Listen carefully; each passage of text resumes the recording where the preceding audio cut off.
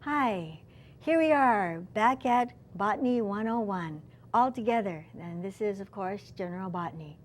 If you recall, in our last lecture we talked about the flower being the sex organ of the plant, okay? And today we're going to continue with lecture, all right? And today's lesson, if we can go to the slides over here, okay, it has to do with fruits and seeds, okay? Plant life cycle, fruits and seeds. Our objectives for today include pollination and pollinators, okay? Remember that generally flowering plants make pollen, and remember that pollen is actually something called the male gametophyte. We're also going to cover double fertilization, so this is kind of like an interesting take. Plants have a little bit different sex lives than we do. We're also going to talk about fruits. Okay, fruits are essential to the process of sexual reproduction. Furthermore, how can you tell a fruit from a vegetable? Okay, what is a fruit? What is a vegetable? And how can you tell the difference? We're going to go into different kinds of fruit types, including fleshy fruits. We're going to get into dry fruits as well. And we're going to talk about apples and oranges, tropical and subtropical fruits, because these, of course, are germane to us and our experiences here in Hawaii. Yes, because I guess this is generally we can get fruits all year round. Yes, so we, of course, being in Hawaii, we tend to mostly eat tropical and subtropical fruits when we get it from here. Okay. All right. So first of all, we're going to talk about pollination and fertilization. Recall. Okay, recall that the sex organ of a plant is a flower, right? And flowers produce pollen in the part of the flower called the stamen. And specifically, the pollen comes from the anther. So here's a picture, all different kinds of pollen. And did you know that pollen is such a interesting thing to study that they actually have a field of botany or subfield of botany known as palynology. Palynologists are people who just study pollen. And pollen is very important in terms of archaeology and anthropology because pollen, the exene, I think it's called, the outside of the pollen is very, very, very hard. So when people, drill into the soil or drill into rock and bring up, sedimentary rock and bring up the core, a lot of times you'll have pollen in there. And because pollen is so hard, it can fossilize. And what can happen is that people can identify the kind of plants that lived at a certain place at a certain time due to the fact that the pollen easily gets fossilized. Okay?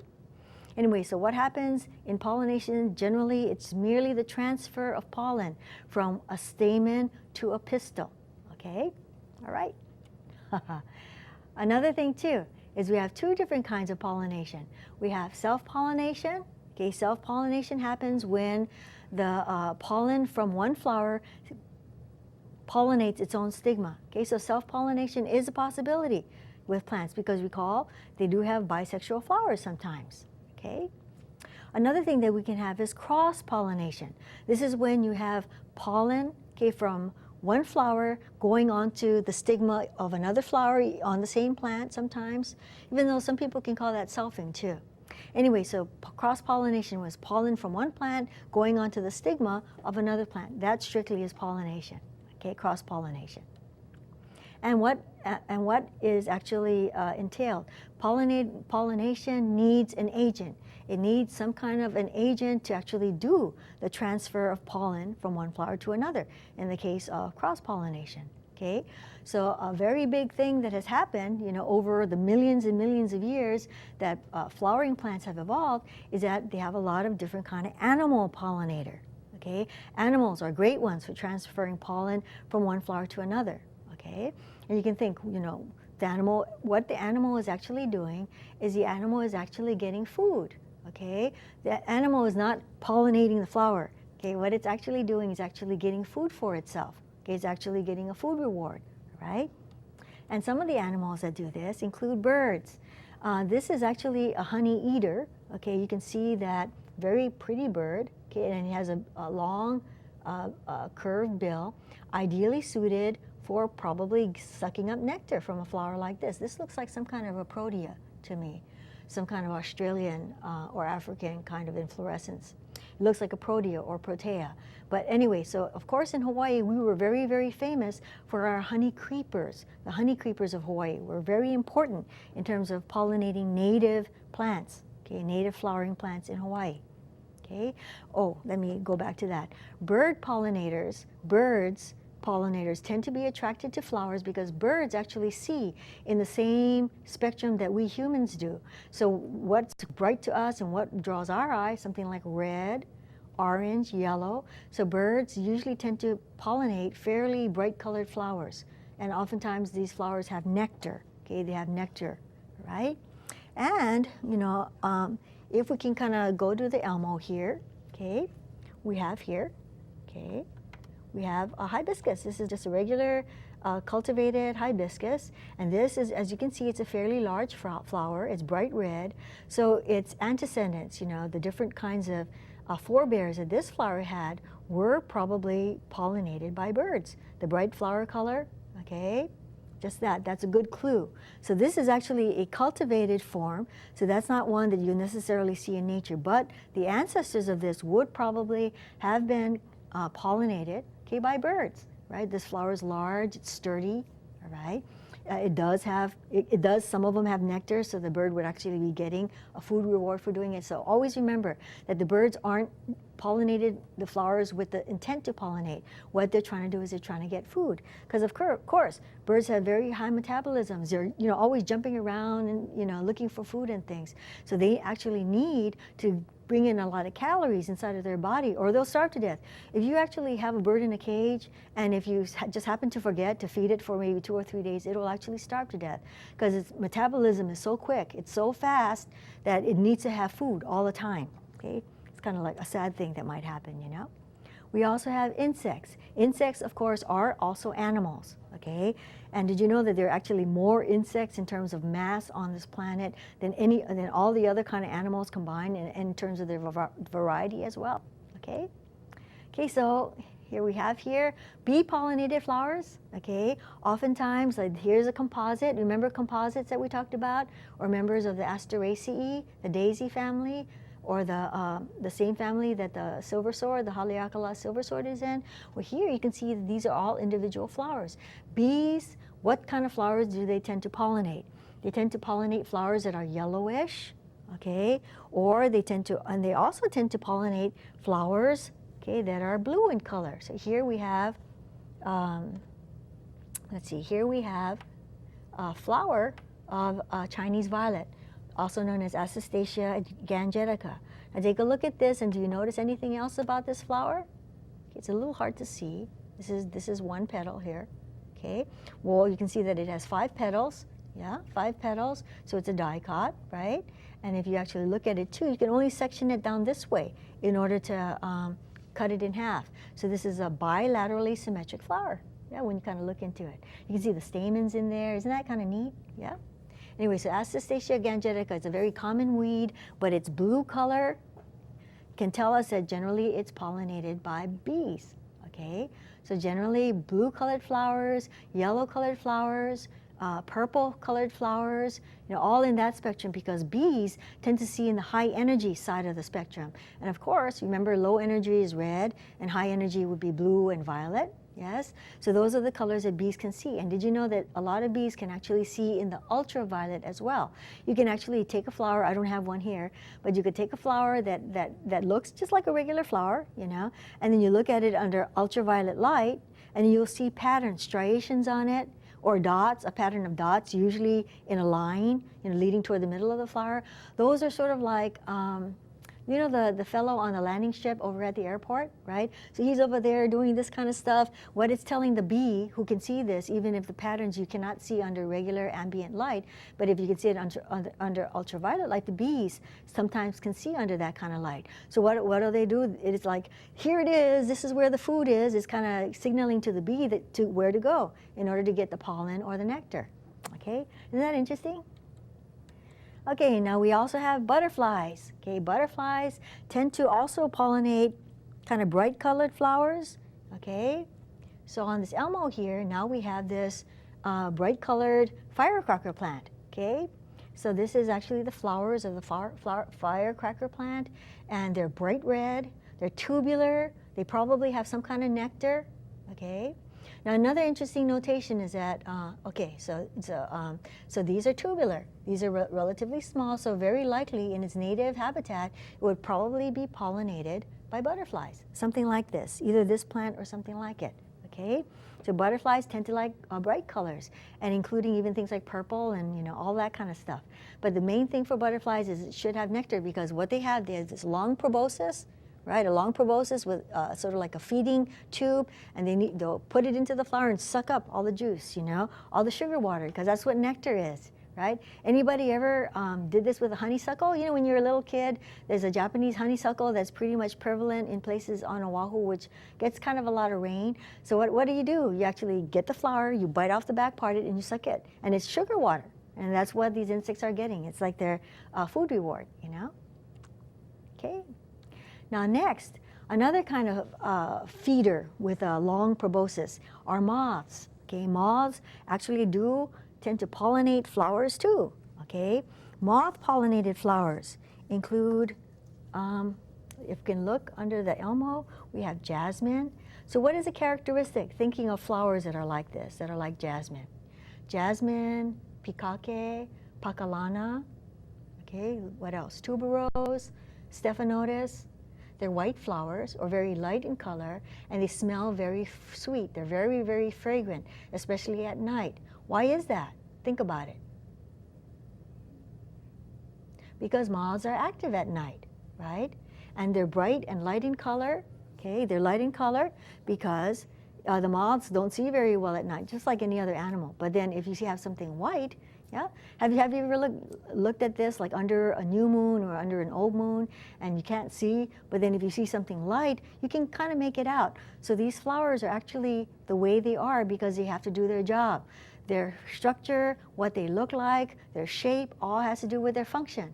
Their function of the flower is to get pollinated, to attract a pollinator. Remember, that's one of the features of a petal. The petal helps attract a pollinator. So in the case of jasmine, pikake, all those really beautiful, sweet-smelling flowers, white ginger, what they do is that they actually make the smell, they actually make the sugar water or the nectar in order to lure a pollinator, to affect pollination. So pretty much what the flower is doing is actually bending these animals to do their will.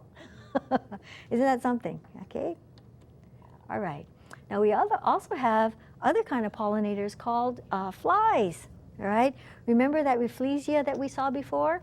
Okay, so if we can go to the Elmo, we have here, okay, this is, oh, there's an ant running around over there too. That's all right, live and let live. Here you have a Stapelia. It's a kind of small flower. You can see my finger there, yeah? So this very small Stapelia, I think it is a Stapelia. I myself like dry, arid type plants, you know, the, what do you call that? Xeriscaping type. Anyway, so this one happened to be flowering, and I haven't been able to smell a bad smell from it, but you can see, you know, toward the center of the flower, it's like a purplish, dull red color. Okay, that is one characteristic of a flower that is pollinated by flies, right? Because flies, so here you can also see, this is also a good example of a plant that has photosynthetic stems, right? Another good thing about it too is that, you know, it's a plant adapted to very dry conditions. So this flowered. I don't think I watered this plant for over 2 weeks. I watered it yesterday because I was like, oh my gosh, but I hadn't realized that I hadn't watered it in such a long time. Because sometimes one of the things people might notice, and people who grow plants will often notice this, okay? Especially if you grow them professionally, what they'll often do, like in orchid nurseries or other kind of people growing plants that are that throw a lot of flowers, what they'll do is they'll starve the plant. They'll actually withhold water or withhold food from it.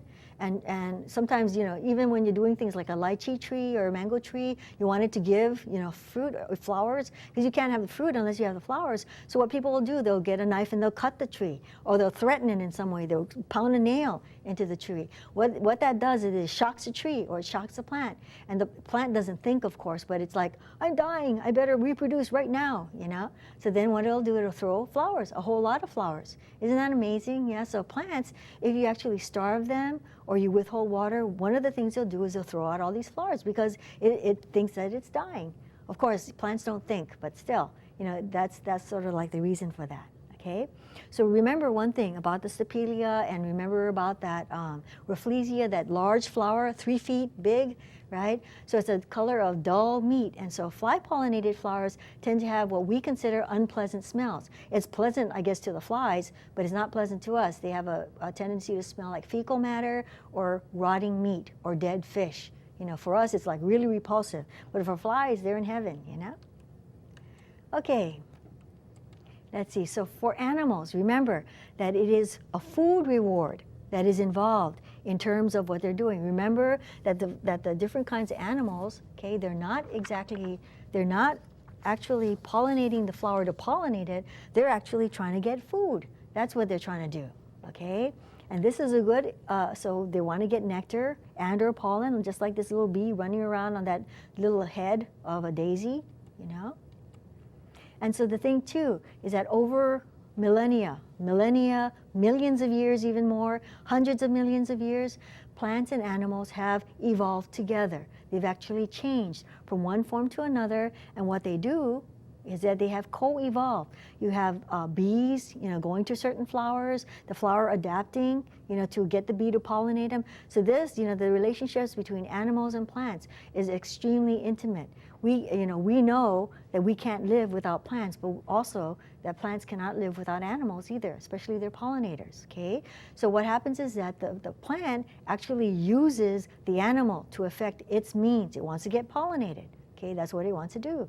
And the animals affect that. And in exchange, the plant uses up enough energy to make pollen, to make nectar, to make itself attractive to the animal, okay, in order to get the animal to come and do the business that it wants it to do. Okay, interesting how it works. Now we also have another kind of pollinator, and this is an abiotic or non-living pollinator. And that, of course, is wind, especially grasses. Remember that we looked at grass flowers last time? Well, here, this is actually a finger grass. It's a very common weed. You know, most people consider it a weed. Chloris is a genus of, they call them finger grass. And one of the things you can see of a quality of a wind-pollinated flowers is that they have all these, look at all these little flowers with all these anthers sticking out. They usually have lots of anthers. They produce copious amounts of pollen, lots and lots and lots of pollen, okay? So remember that last time we talked about this fact that during summer is often the time people get their allergies. It's because the grass flowers and other flowers are giving off bunches of pollen. Did you know too, I've seen a picture, you know, of when pine trees and other conifers, okay, are actually producing pollen. I've seen a photograph of like a doorway someplace, you know, near the Pacific Midwest with like snow drifts, like, you know, it's maybe this high, all pollen. It's amazing.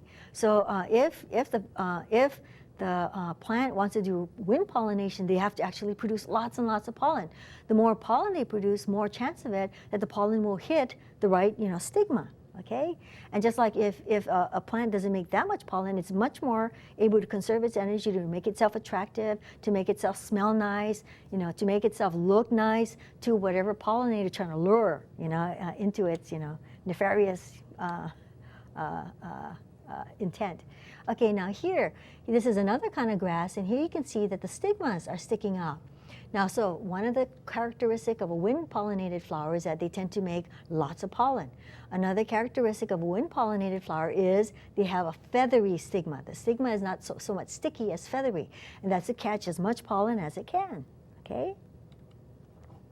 Another thing you'll notice about these grass flowers is, remember that these are incomplete flowers because they pretty much have only pistil and stamen, all right? They don't have petals, and of course, they don't need petals because they don't need to attract a pollinator, yeah? Another thing is that you can see that the flowers are greenish. They're kind of inconspicuous. They're really small. It's because they don't need to attract a pollinator. They don't need to be red or purple or blue. They don't have to waste any energy with any of those kind of highfalutin colors just because they don't need to attract an animal to itself. Okay? Isn't that neat? Right? Now, the thing about pollination and fertilization, one of the things we have to remember is that pollination is one event, fertilization is another event. They don't go together. They do kind of go together, but they're not synonymous with each other, okay? Another thing to remember is that flowering plants undergo something that we call double fertilization, okay? Double fertilization. What happens during double fertilization? So you have pollination, one event, okay, then if the right pollen lands on the right plant, then you'll have fertilization. And we're going to go through the steps that we'll talk about. We'll talk about, you know, part of the steps, what happens during double fertilization. Okay? First of all, okay, so after pollination happens, if the right pollen has landed on the right stigma, then you'll have fertilization. Just in case, you know, just in the event that nothing goes wrong between one event and the next. First of all, the pollen grain, okay, which is sitting on the on the stigma. Okay, I'm getting all excited here. All right, so the pollen grain sitting on the stigma germinates. It actually germinates. It splits open, and then what it does, it sends out something called a pollen tube, okay? The pollen tube then grows. It's a chemical thing, okay, because the pistil that it lands on is giving off chemical signals that attracts the pollen tube. So the pollen tube will grow, okay, through the style, all the way through the style, and then into the ovary. Okay. Another thing that will happen is that one sperm will fertilize the egg cell. Okay. Remember the sperm and the egg, these are gametes, right? Male gamete, female gamete. So one sperm will fertilize the egg, and that will give rise to a diploid embryo, because remember during meiosis, the chromosome numbers have been halved, right? So when the fertilization happens, you have a restoration of the diploid number. So the embryo is like a little baby plant, okay? Little baby plant, okay? The other sperm, because what happens is that the pollen grain and the pollen tube will produce two sperm nuclei. Okay, one sperm will fertilize the egg, and that gives rise to the embryo. The other sperm fertilizes these cells called polar nuclei. Okay, and that gives us usually a triploid endosperm. So why don't we kind of come and look at the model here? Okay, look at the model here, and then what we'll see is that we see this is the same flower model that we saw a couple of times before. Okay, so when you look at this, okay, look at this close up here. This is the stigma, okay, whether the pollen came from its own anther to its stigma, there's little yellow dots on here showing the pollen. The pollen grain stays up here. The pollen grain stays up here, but it germinates, and then you have mitosis happening. The pollen tubes grow and goes down the style into the ovary, where one sperm nucleus will fuse with the egg cell in here. So it has this long convoluted way to get in there, fertilizing the egg cell. The other polar nuclei will fertilize the other sperm cell will fertilize two cells in there called the polar nuclei. Okay, they should be in here somewhere. So what happens is that that sperm cell fusing with the polar nuclei is going to make endosperm. What is endosperm? Endosperm is what keeps the embryo alive. The embryo, sort of like the placenta of us human beings. You know, you have the baby, you know, in the womb, right? What's happening is that the umbilical cord is connecting the baby with its mom, right? And so the baby is actually taking out, you know, is actually getting nutrients from its mother, right? That makes sense, okay? Alrighty, so that's double fertilization here, okay? Oops, all right. Okay, so another thing too is that, excuse me, the triploid endosperm has been extremely important, because when you think about it, all our grains, wheat, rice, corn, those are the big three of all the grains in the world that support a huge proportion of human nutrition. Bread, rice, corn, tortilla, all the different kind of products that we use. So generally all civilizations, all peoples need a carbohydrate base in our diet. And rice, corn, and wheat is so important because they have all that nutrients. They have this endosperm, okay, this triploid endosperm with a lot of, oftentimes, carbohydrates. Oftentimes it has protein. Oftentimes it also has fats too, depending on the storage product. So the endosperm has been an extremely important source of nutrients for us humans, even though their first and primary function was to help the embryo survive. Yeah? Okay? So after pollination and fertilization, so remember, you have pollination and fertilization as two separate events. Another thing is that we have double fertilization. After fertilization happens, okay, what happens? The plant doesn't need these parts anymore. The sepals, the petals, the stamens are now extraneous. You don't need them anymore. So what they'll usually do is that they'll wither and drop away. And then the ovary, what's left, because even the stigma and the style, not needed anymore. So the ovary will then develop into a fruit. Here we have a market. I think this is in Spain someplace. You have beautiful fruits. You see mangoes and all kinds, papaya, all kinds of stuff. Look at that. Boy, that looks good. Anyway, so of course, fruits too have been very, very important for us. Now, the ovary, after fertilization, becomes a fruit. The ovule, okay, inside of the ovary becomes the seed, okay?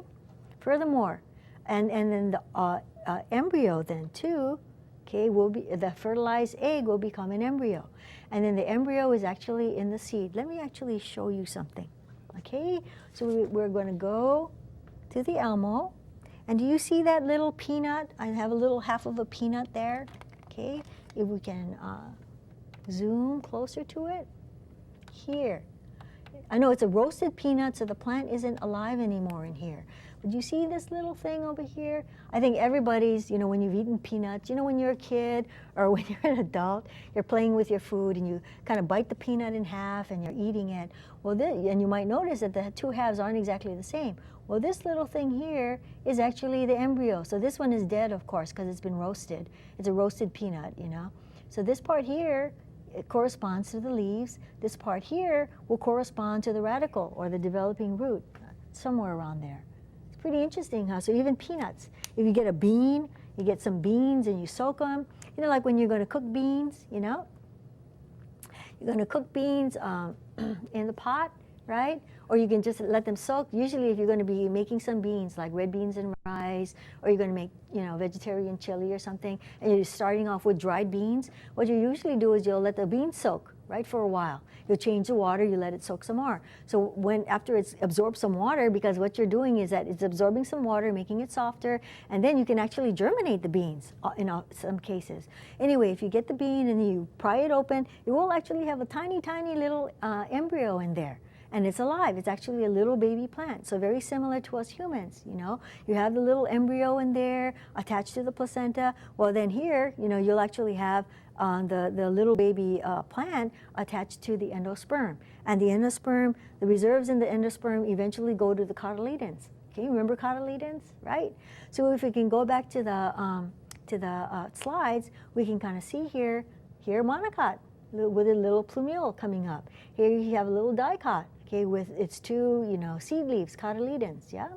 So then that gives rise to the new individual, okay? So it is a miracle. I mean, every time it happens. I know probably everybody in grade school or even in kindergarten or preschool has done this. You know, take a bean seed or corn, put it in a pot, germinate it, and then it's like a miracle. It still is like a miracle, you know?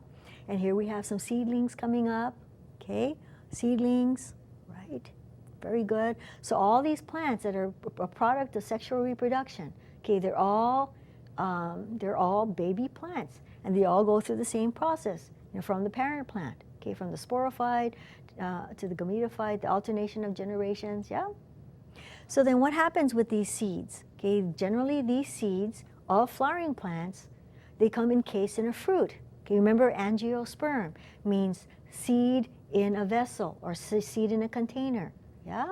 So the fruits are essential to the sexually reproductive life cycle of flowering plants, for one thing. The fruits protect the seeds, okay? One of the things some fruits will do, they will actually surround the seed and protect it from anything that might eat and destroy the seeds. Because remember, one of the things is that seeds are very nutritious. You know, they have endosperm, or they have the cotyledons, a lot of food reserves in there. Okay, so you have a lot of carbohydrates, you have proteins, you might even have, lipids in there too. Yeah, so when you think about it, sunflower seed oil, safflower seed oil, you know, a lot of those oils actually come from seeds, okay?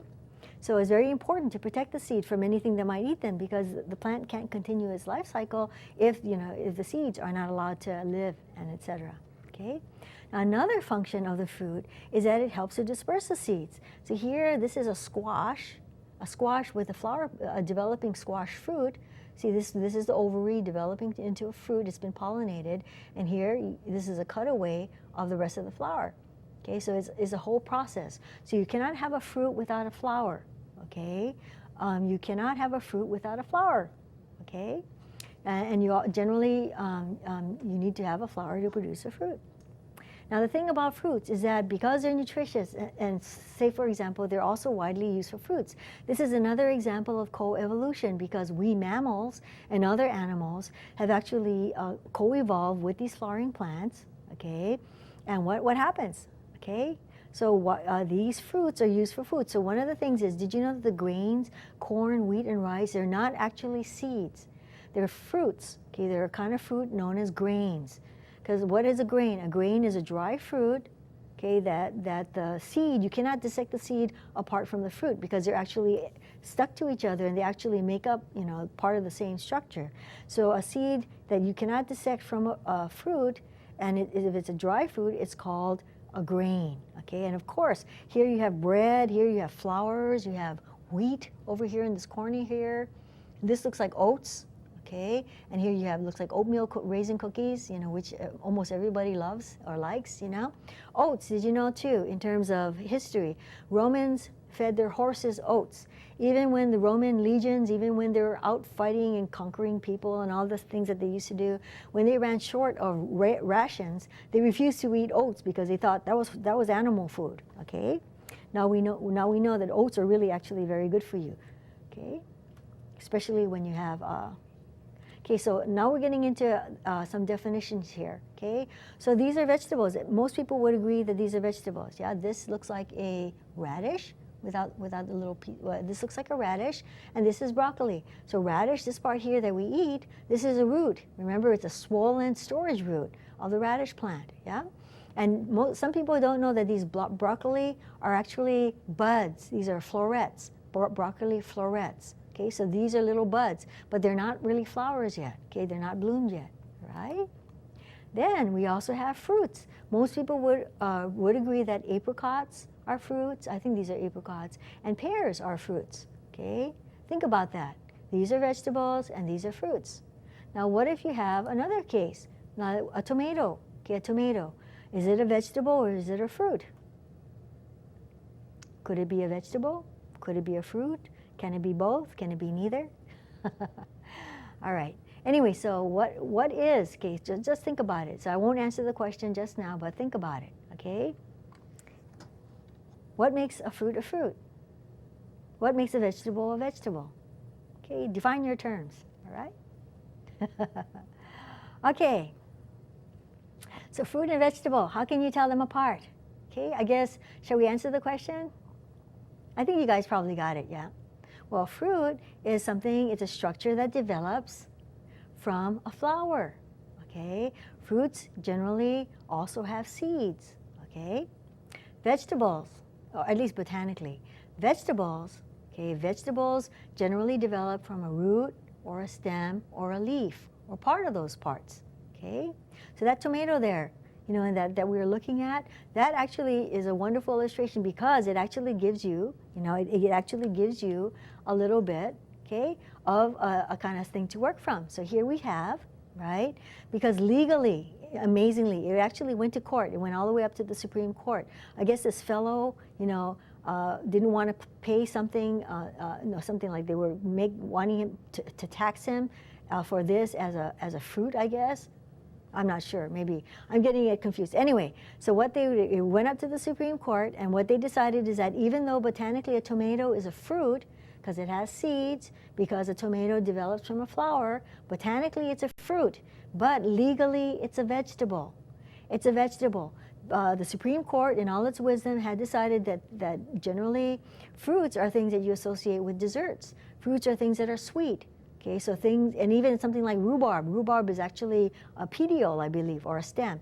Rhubarb, I think, rhubarb pie, right? Rhubarb is actually a stem, I believe, yeah? And I think the stem is actually the only part of it that is actually edible. The rest of it is poisonous, so it can make you sick, I think, yeah? But rhubarb pie, it's a little bit tart, a little bit sweet, it's very tasty, but they decided that rhubarb is considered a fruit. But it does not develop from a flower, okay? It also, it also, I guess, isn't sweet, I guess, unless you add sugar to it, but they consider rhubarb a fruit. So isn't that kind of strange? Anyway, but, I'm not going to argue with the Supreme Court, that's for sure. All right, so we find out, how can you tell the difference between a fruit or a vegetable? Botanically. So if I ask you a question, it's going to have to do with botanically, okay, what it is, whether it's a fruit or a vegetable. Okay? In fact, sometimes we can even do something called supermarket botany. What I'd do is I'd give people a list to look for these different organs, in the supermarket, and then they have to find it. Usually you find a lot of it in the produce section. Like I'll say, fruits, find me a pome, find me a hesperidium, find me a berry. Okay, and they have to be able to find botanically what these are. Okay? All right, so getting back to the slides here. Okay, what would you think these beans are, fruit or vegetable? Okay, I'm not going to answer these questions. You guys have to think on your own. Okay, just remember. Okay, generally a fruit has seeds. Okay, fruits have developed from flowers. Right? How about an eggplant or an aubergine? Aubergine, I think they call it. Yeah, in France. And I think they call the color this kind of purplish, dark purplish, dull purplish color. They used to call it aubergine. Yeah, eggplant. Yeah. Did you know eggplant is also from the Americas? This look like beets. Okay, what are beets? Are beets fruits or are they vegetables?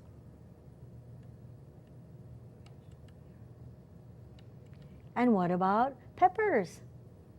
You can see those seeds in there. Look at them seeds. This, I think, is a jalapeno pepper. Very nice photograph. Spinach. What is spinach? It is a flowering plant, but what is the part we eat? What is the part we eat? Is it a fruit or is it a vegetable? And what part of it do we eat? What part of this plant do we usually eat? And we have cucumber. Cucumber, look at that, nice slices of cucumber, right? Very, very good when you make like cucumber kimchi, is really delicious. When you make a pickled cucumber, I guess that's nice too. And tomatoes, aren't they beautiful? Makes you want to get a vegetable garden, My father has a vegetable garden. He seems to enjoy that. And here we have some cabbage. Okay, is it a fruit? Is it a vegetable? Okay, now we're going to get into fruit types. Okay, so just think about those pictures. Okay, think about those pictures. See if you can figure whether it's a fruit or a vegetable. Okay, all right, now we're going to get into fruit types. And one type is called fleshy fruits. Okay, fleshy fruits. Fleshy fruits have water in them. They're like juicy, when you eat them. So they have like a body to them. They have flesh on them, and oftentimes we eat them. So that it actually appeals to our part in our animal nature too. Think about for the fruits. These juicy, fleshy fruits, they actually evolved for something to eat them and then disperse their seeds, right?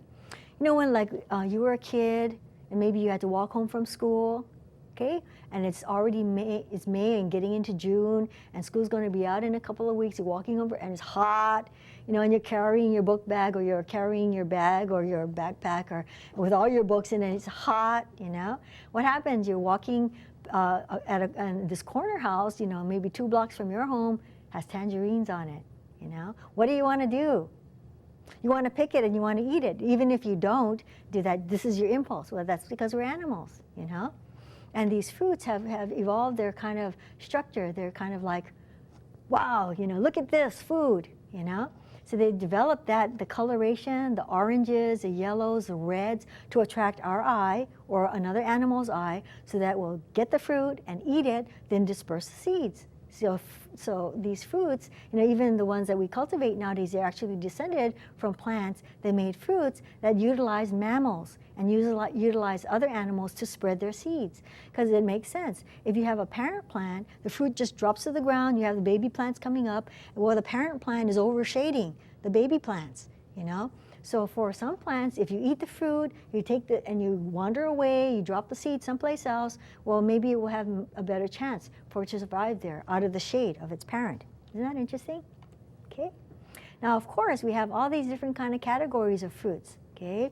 Believe it or not, a banana is a berry. You might think, oh, bananas don't have seeds, but they do. They actually are kind of fruits that are called parthenogenic.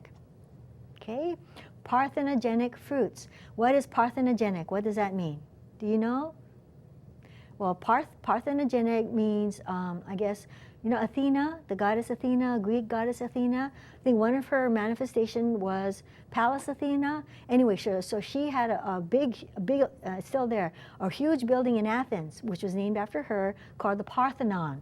Okay, and so what it refers to, Athena was a virgin goddess. Okay, she was a virgin goddess. So what fruits that develop this way are called parthenocarpic, because the flowers, banana do make flowers.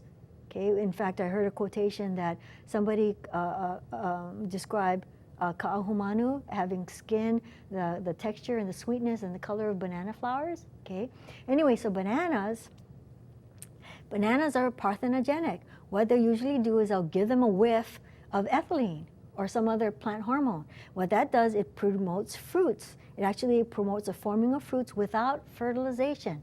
And not just that, is that the banana actually does have little ovules in it. All those little black things in there, those are actually unfertilized ovules. You can eat them, that's fine. And in fact, if you go out and go hiking and you find like a little banana plant with banana fruits in it, and you eat and you peel it and you expect to eat it, well, it's loaded with seeds in there. Wild bananas have seeds. Anyway, so there are some fruits that you can actually induce parthenocarpy in it, or where it can actually produce fruits without pollination, without fertilization. Isn't that amazing? You just have to give them a hormone. And there are also hormones that you can actually give the plants whiffs of these hormones, and they'll all flower. Okay, they'll actually do that due to the presence of hormones. We're going to get into that a little bit later, so don't worry about that for now. I just thought it's very interesting that bananas don't really have seeds, and they're actually the result of parthenocarpy. Okay, sort of like a virgin conception, which didn't actually happen. I mean, not in people. I'm not talking about religion. I'm talking about fruits. Isn't that interesting? Okay, a berry is a thin-skinned fruit that has a few too many seeds.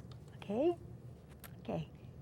Secondly, we have another kind of fruit. Okay, so think about what can be berries. We have tomatoes, right? We have peppers. Okay, we have kiwi fruits, papayas. Yeah. Okay, so next we have the hesperidiums, all right? Hesperidiums are the citrus fruits. They're like a citrus, they're like a berry in that they're like a berry except that they have a rind, the skin around like a lemon. So here, this is lime and this is lemon and limes and oranges and grapefruits, pomelos and tangerines, a whole bunch of like that. They have this leathery rind that has these aromatic oils. Okay, and also the interior of the fruit is segmented. I guess each of these segments correspond to a carpel. Remember, a carpel is a subunit within a pistil. Yeah? So remember that this fruit actually developed from a single pistil. Okay? So if you're a woman and if you've had babies, I know it's very, oh boy, in the last month or two, it's very cumbersome. You feel very clumsy and all that kind of stuff. But you should see, you actually have fruits that develop that end up to be like 8 inches long, developing from a flower that's maybe about 1/4 of an inch big. That's amazing. Okay, now, so hesperidiums are the citrus fruits. Okay, they have a leathery rind around them with aromatic oils, and they have the inside parts of the fruit segmented into pieces. Now we have the pepo, P-E-P-O. They're a berry type of fruit. Okay, they are a berry, but they're a special type of berry. They have a thick rind.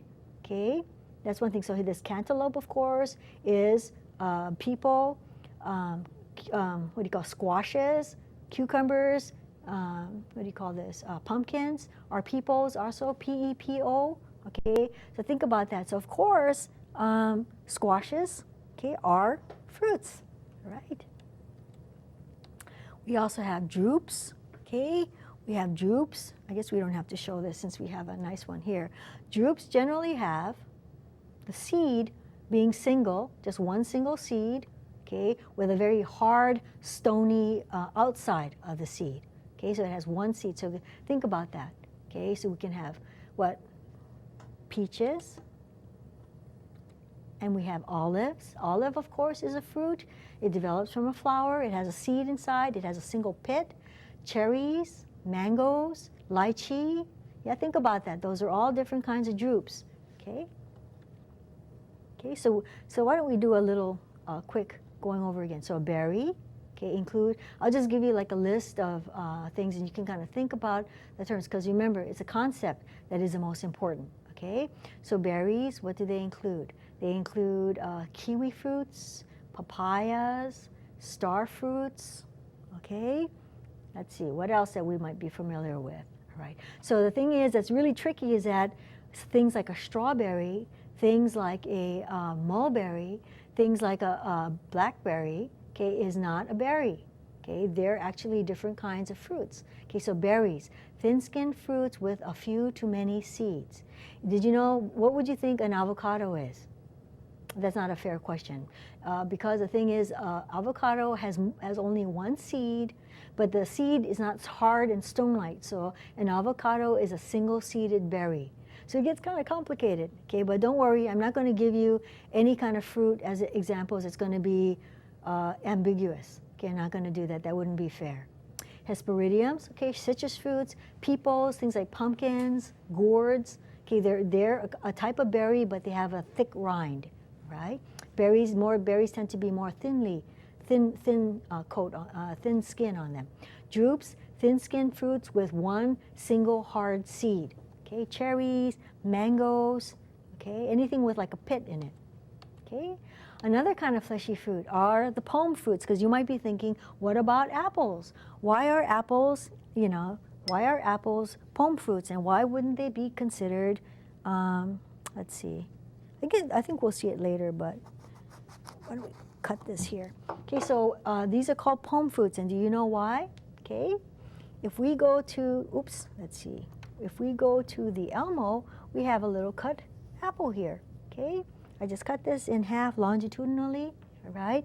Now the thing too is that we don't call this a berry because generally berries and some of the others we were talking about, they're actually a ripened ovary. That's what those fruits are. Now when you look at this apple here, this part here is a part that we eat, okay? This part here is actually the ovary. So we don't actually eat usually because this is the parts where the seeds are, right? It has this thin skin over here. So this part has actually developed from tissue other than the ovary. That has actually developed from tissue which we can call receptacle tissue. Let's see. Alrighty, we don't really have that here, but if we look at this flower, okay, it's not quite the same thing, but if we look at this flower, okay, here. Now this part, of course, is the sepals, all right? This part is something, I think it's called an involucre, don't worry about this. But down here, this is an area which could be called the receptacle of this flower. Well, in apples and in pears and in crab apples, if we can go back to the slides, okay, that these all have the fleshy part that we eat have developed from receptacle tissue. So it just has to do with what part we eat develops from. That's why they call them pome fruits, okay, P-O-M-E. You just have to remember pome fruits, apples, and pears, okay? We also have aggregate fruits, and there, of course, there we have a raspberry on the right, there we have a strawberry on the left, and these are not berries. I know it's confusing, but if I explain, maybe it'll be easier, okay? Now this strawberry is actually in the same family as the apple we just looked at. It's in the rose family. You see every one of these little things that some people think are the seeds? These are actually fruits. This little thing here is a fruit. This one here is a fruit. This one here is a fruit. These are dry fruits called achenes, okay? And the part that we like to eat on the strawberry, this is all receptacle tissue, okay? So that makes it what they call an aggregate fruit in a way. They would call it an accessory fruit, I guess. But we also have aggregate fruits such as this. You would think that, whoa, wow. You'd say a raspberry, okay, is actually, has a lot of seeds in it. Why is that? Well, one of the things you can see, each of these structures here is actually the result of one pistil. You can actually see the stigma and the style sticking out, these little hairs sticking out.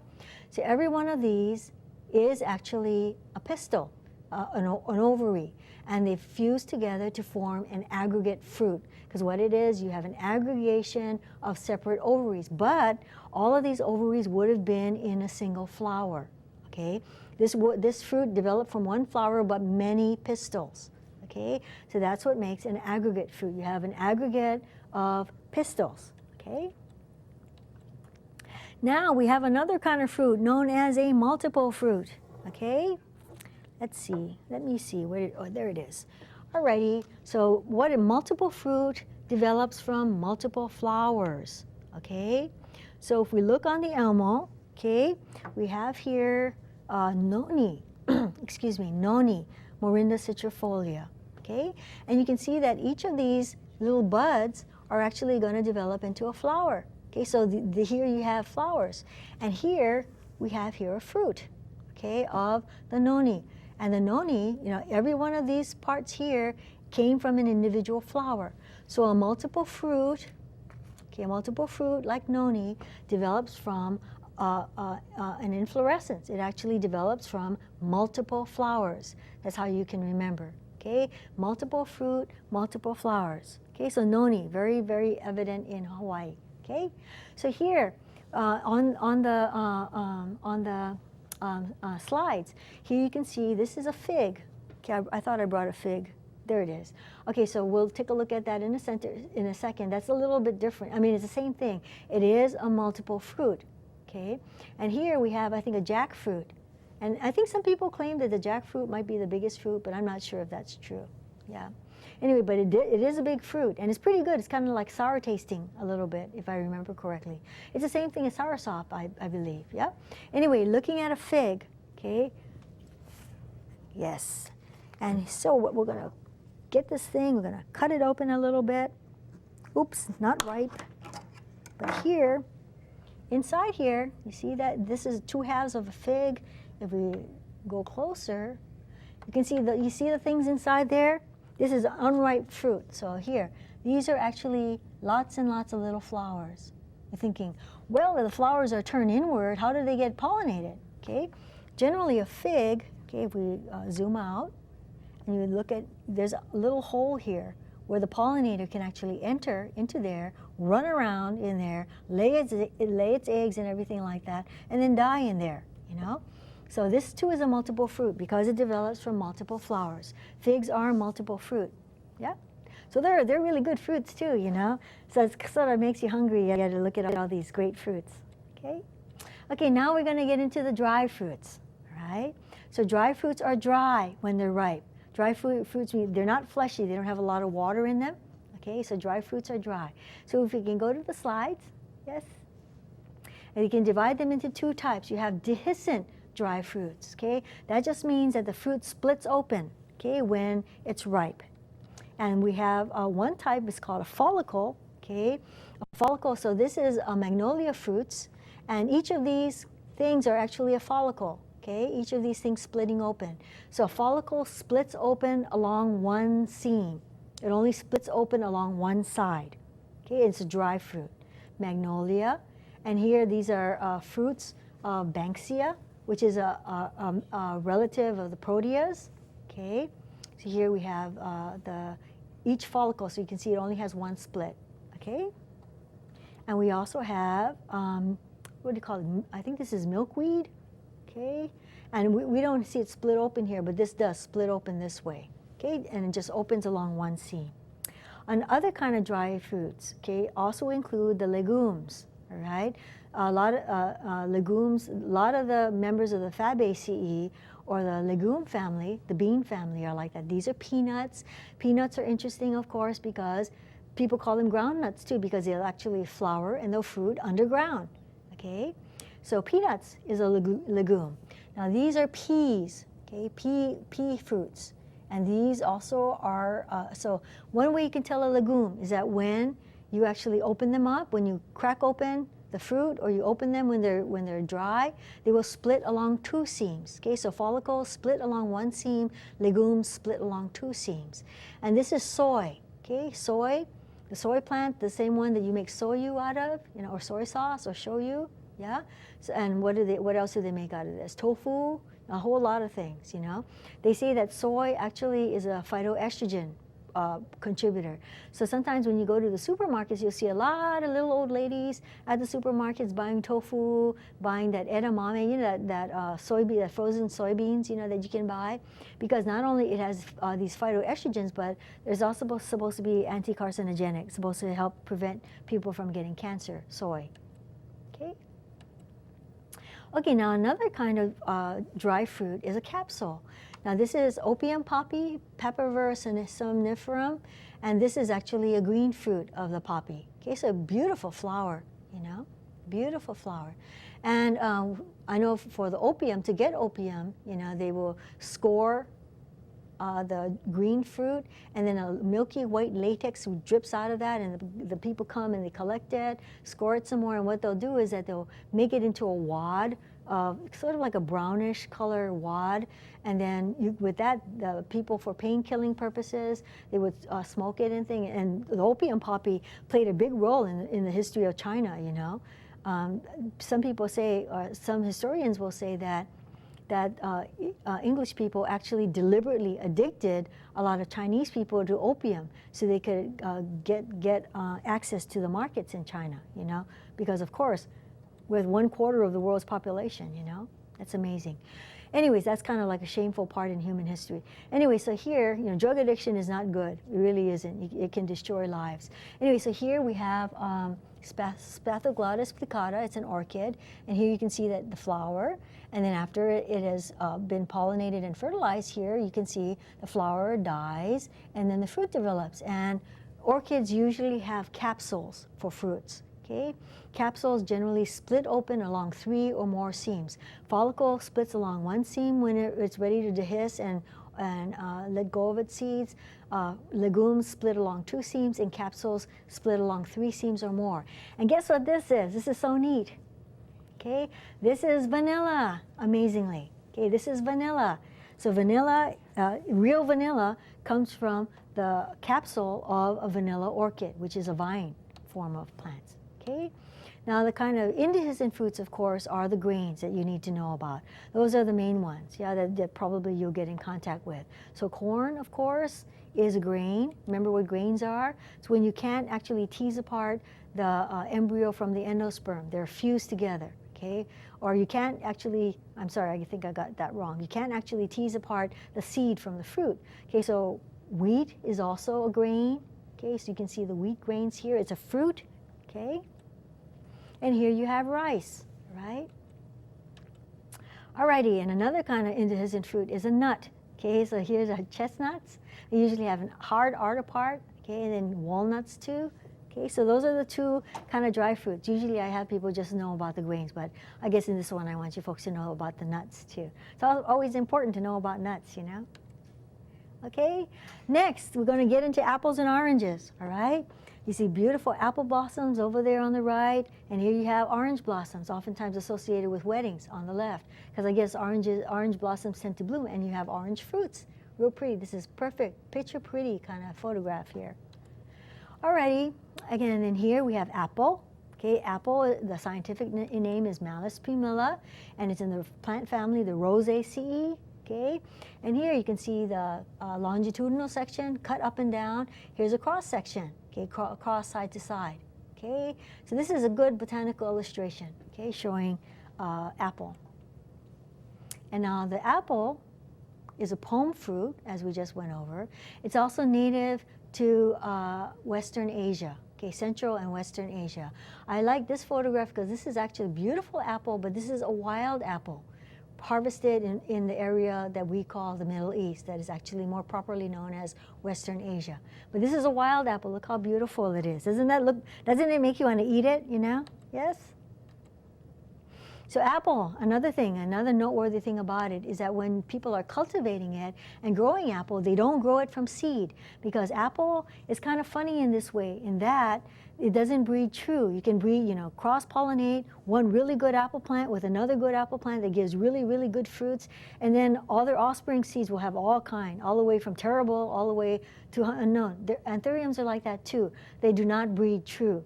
That when you cross two parents, you're not necessarily going to get anything resembling either parent or both parents. Okay, so usually people graft apples. So this is a good graft. Usually when the plant is the twig is kind of small, this part here, you see this V cut here. This is like a V cut they use in the stalk plant. Okay, you have a scion, okay, and a stalk. Okay, let's go back to that. So this part here is a stalk. That's the one that has good, hardy rootstock, very healthy. And the scion is a plant that maybe is more delicate, but you can do this in vegetative propagation. So they'll take twig cuttings or stem cuttings, cut them this way, notch the stalk, and then put them together, and then they'll take. So their apple varieties are usually grafted. Did you know that the red delicious apples, a lot of apples that are very much, desirable, they were found as volunteers in places, because there was a guy named Johnny Appleseed and etc. Okay, anyway, scion and stalk. Okay, now another thing about apples is that, you can see they come in various colors. About half of the apple crop is eaten fresh. The rest of it is usually used for making other products, such as apple sauce that you see there, apple butter. Apple butter is sort of like a spread that you can use where the applesauce loses some water. You have apple juices. Here you have raw apple juice, and you have another regular filtered apple juice, unfiltered and filtered apple juice, and then you have apple cider. Now, apple cider is like, what we call apple cider is actually like an apple juice. Apple cider is actually the hard cider, okay? Hard cider is actually alcoholic. And in fact, in the olden days, like on the east part of the United States, what became the United States, all those people that lived over there, even the kids, they usually drank hard cider. Okay, why is that? Because generally hard cider that has alcohol in it, you could drink it pretty safely without being able to get sick. You don't get sick necessarily when you drink alcohol. I mean, in moderation, And in fact, in Europe now, and in the Roman times too, people drink wine. Even little kids drink wine. Adolescents drink wine. This is just part of their lifestyle. Another thing too is, I think in the old Roman days, everybody drank wine, but usually the wine, you would have half wine and half water. When you think about it, the wine was actually there to help get the water clean, because the water in all these places were really dirty, And my own thought is that maybe, unfortunately, we have a lot of young people in the United States that do this binge drinking, which is very bad. Very bad. I think it's just because alcohol is prohibited to anybody under a certain age, and I think that creates, this thing like this whole youth culture thing about, getting very drunk, and I don't think it's a healthy thing. I think it would just be healthier if people were just, beer is fine, you just watch out so the child doesn't become an alcoholic, but I think it's probably part of our Puritan heritage, which still has an impact on our culture. Anyway, but just to know, in other places, in other cultures around the world, children drink wine. Maybe not, the whole undiluted, but, that's just part of their culture. That's just part of everyday eating and drinking. Anyway, so we also have oranges. Okay, oranges, Citrus sinensis, okay, and it's in the family Rutaceae. Okay, that's a very nice picture of oranges. Okay, it's a Hesperidium fruit. Remember Hesperidium? It's going to be important for you guys to know all this. It's native to China, or probably East Asia, yeah? Also not grown from seeds. Citruses also do not breed true. You can cross a really, really good variety with a really, really good variety and come up with something that's not even very worth growing, okay? So these two are generally grafted. And you can eat it fresh, okay?